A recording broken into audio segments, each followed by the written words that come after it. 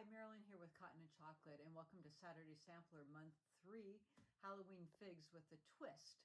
So this month we are on page 9 and 10, and we are doing 3 blocks. So get ready for some fun.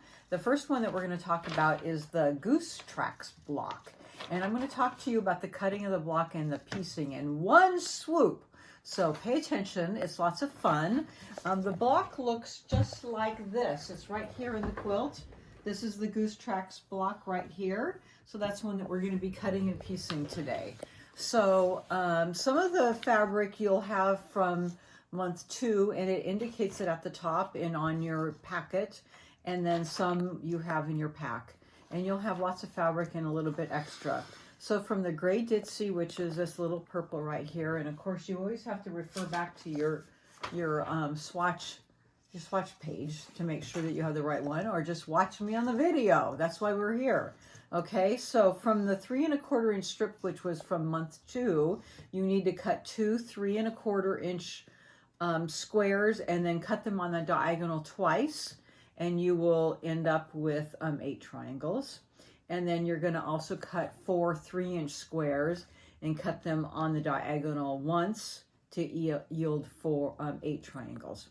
Okay, and then from the 2 1/2 inch strip, which is in this month's packet, you need 4 2 1/2 by 2 1/2 inch squares. So that's from the ditzy. And then from the orange with circles, I actually subbed the orange floral, and so I use that in this quilt. And you need 4 2 1/2 inch by 2 1/2 inch squares. That's for unit D. The black with circles, you'll go back to your pack from month 2, and you just need 1 2 1/2 by 2 1/2 inch square, and that's number E. And then from your ivory solid, you're going to go back to your strip from month 2. You had that big 8 inch strip, or 8 1/2 inch strip rather. So you need 4 2 1/2 by 4 1/2 inch strips for F, and then 4 2 1/2 by 2 1/2 inch squares. I only have one, but I have some in my sample that I'm using. And then what I did is I gave you a little bit darker yellow. If you want to, you can use those for your unit H. That's what I did. And for unit H, I cut 2 3 1/4 by 3 1/4 inch squares, and then I cut them twice on the diagonal to yield 8 triangles for H. And it just gives it a little twinkle.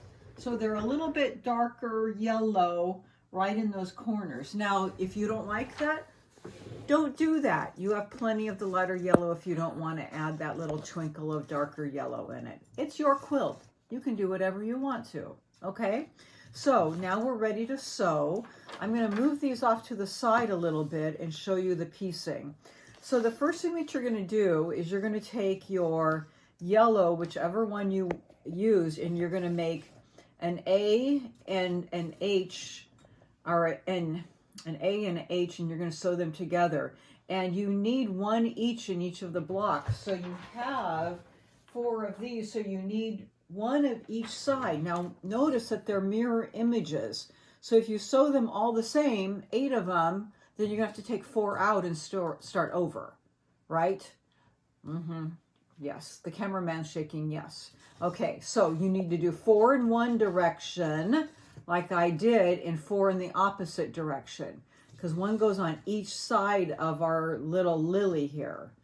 Okay, so here we go. So sew them, and then I press to the dark.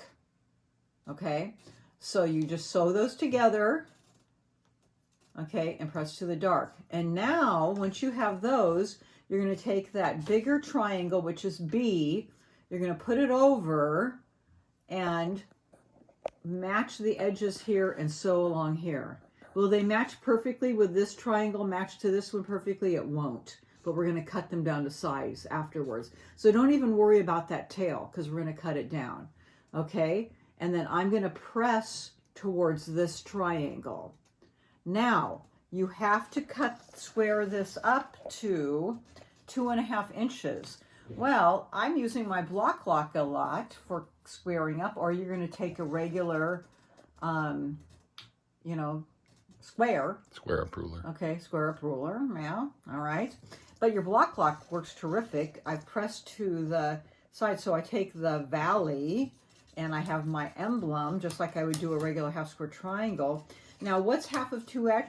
2.5, it's 1 1/4. So I actually put a little Sharpie dot right at 1 1/4 right there, so I know where my point is in the middle, and I just put that right in the valley there, so I know where it lines up, because if you do it right on the edge, your block's going to be lopsided, right? So I can see. Now, how do I get this mark off later? Just take a little alcohol swab and it will it will come right off. So I'm going to line that right up. I'm going to take this and cut it, and you just have a little bit that you have to cut off.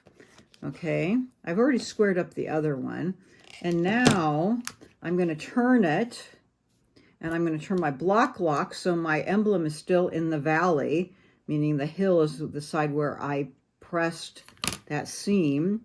And then I'm at 2.5 inches. Now my mark is down here, so I don't have a mark, but it should be lined up still. I can see my 1 1/4, but now I'm just at the 2.5 and 2.5, and I'm just going to square it up, and my block lock is locked into the seam, and voila, I have 2.5 inches.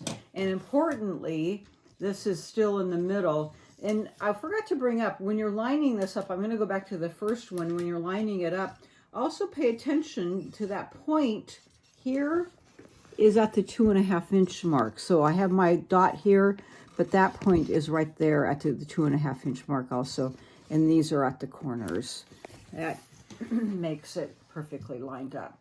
Okay, so now I'm ready to make one of my blocks.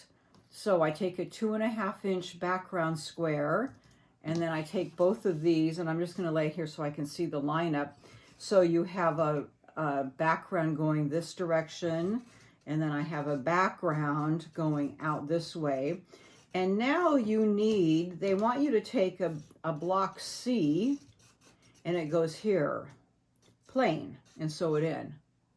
But actually what you're also doing is taking a block D, which is your orange with circles. So could you have made them into a half square triangle first?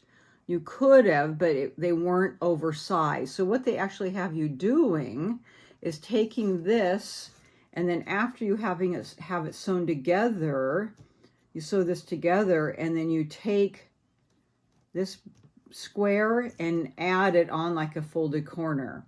So I just did that ahead to show you. But basically what you would do, you can do it ahead of time also, is you would just take this square with this square. So it's another way, I guess, to make a little half square triangle. And I took my folded corner and I cut it. Okay. And I sewed it here.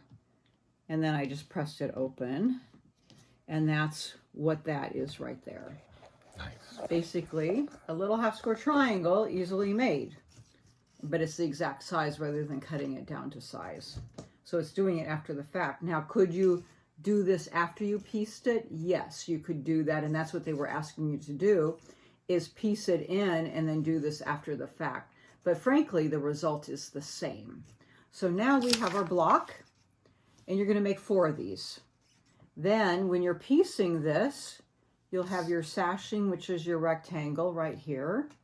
You'll have your other block on the other side. And then in your little cornerstone in the middle is your dark cornerstone. So there's your block here. There's your lily. Okay. Or well, they call it a goose track. It's not a lily. Goose track. Your sashing, your center, and then your 4 blocks facing out. And there's your block, okay? So that's how you make that block.